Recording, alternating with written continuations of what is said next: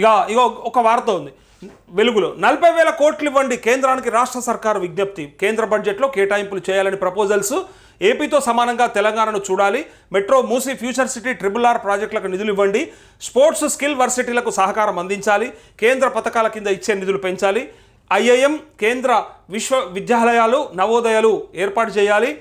కేంద్ర విద్యాలయాలు, నవోదయాలు ఏర్పాటు చేయాలి. పెండింగ్ నిధులన్నింటినీ విడుదల చేయాలని వినతి అంటూ తెలంగాణ చేపట్టనున్న కీలక ప్రాజెక్టులకు సహకారం అందించాలని కేంద్ర ప్రభుత్వాన్ని రాష్ట్ర సర్కార్ కోరింది.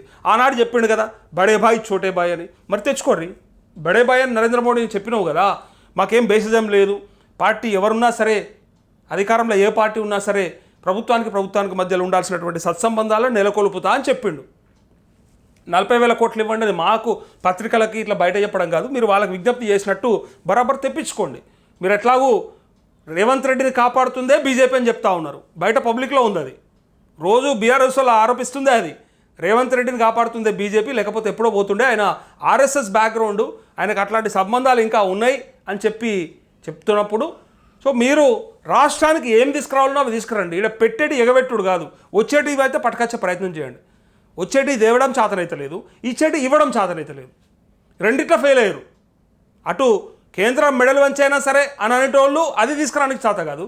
ఇక్కడ ప్రతి రైతుకు, ప్రతి సామాన్యుడికి, ప్రతి పేదవాడికి అని చెప్తారు. ఇటు ముట్టేదాకా చేసుడు చేత కాదు. రెండు రకాలుగా చేతగాని పరిస్థితులలో ఇలా ప్రభుత్వం ఉన్నది. పైసలు లేవని, అసలు నిధులే లేవని, కేసీఆర్ అంతా నాశనం పట్టిపోయాడు కాబట్టి మాతో అయితలేదని ఈ దద్దమ్మ ముచ్చట్లు చెప్తా ఉన్నప్పుడు ప్రజలంతా కోరుతుంది, మీకు చేత కాకపోతే దిగిపోండి. చేత నేను వచ్చి చేసుకుంటాడు. మీకు చేత కాకపోతే దిగిపోతే ఉన్నోళ్ళు చేసుకుంటారు, తెలివైనోడు చేసుకుంటాడు, తెలివి ఉన్నోడు చేసుకుంటాడు.